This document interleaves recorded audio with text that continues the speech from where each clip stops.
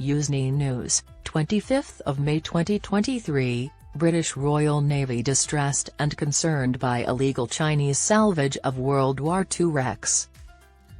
The Royal Navy has expressed worry over 2 British World War II battleship wrecks being raided and stolen by an illegal Chinese salvage operation for scrap steel, aluminum, and brass fittings off the coast of Malaysia.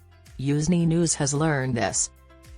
According to local press sources, Chuan Hong 68 utilized a sizable dredging crane to remove scrap from the battlecruiser HMS Repulse and the battleship HMS Prince of Wales, 52, wrecks.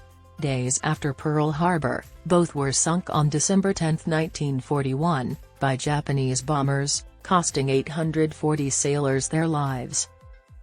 After a local fisherman noticed the dredger over the wreck sites, professional diver Hazz Zain alerted local authorities to the questionable and illegal Chinese commercial operation, according to this week's New Straits Times. On Tuesday, the Director General of the Museum of the Royal Navy stated that the unlawful salvage has brought to light how vulnerable historical heritage sites are to Chinese thieves seeking to steal from war graves. To better preserve or remember these ships, we need a management strategy for the undersea naval history. According to Dominic Tweddle, it might also entail the targeted retrieval of things. The current Royal Navy loss list can be improved to be a crucial instrument to start understanding, researching, and managing nearly 5,000 wrecks before they are lost for good. This is possible if the right resources are allocated. HMS Prince of Wales, top, and Repulse, bottom, after being hit by Japanese torpedoes on December 10, 1941, in a photoshopped Japanese image. The wreckage is located in Malaysia's extended economic zone.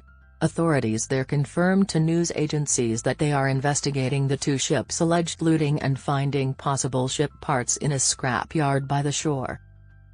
In 223 feet of water, the battleship is submerged close to Chuan Hong in the South China Sea.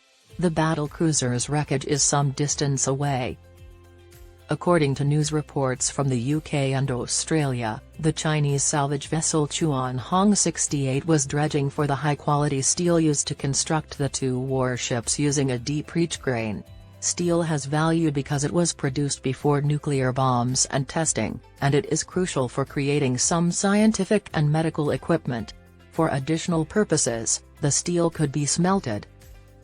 According to news organizations, the salvage vessel has been working in the area since the beginning of this year. Earlier unlawful dredging of this location and others for steel, copper, and specially made propellers was frequently covered by British news organizations. For instance, The Guardian revealed 6 years ago that these operations had destroyed at least 40 warships. The same waters around Indonesia and Singapore also hold the wrecks of 40 Australian, Dutch, and Japanese warships and merchantmen that have already been sunk, in addition to the British warships. According to the New Straits Times, Chuan Hong 68 is also wanted by Indonesian authorities for plundering the remains of sunken Dutch warships HNLMS De Ruyter, HNLMS Java, and HNLMS Kortenair in the Java Sea. The U.S. Navy has also voiced concern regarding its wrecks in the Western Pacific as allowing Prince of Wales and Repulse in the south, the cruiser USS Houston, CA-30, and the Australian warship HMAS Perth perish on March 1, 1942, during the Battle of Sunda Strait. When the USS Houston and the USS Perth sank, more than 650 U.S. sailors and Marines perished. According to USNI News, Indonesia has collaborated with the United States and Australia to protect the locations of war graves.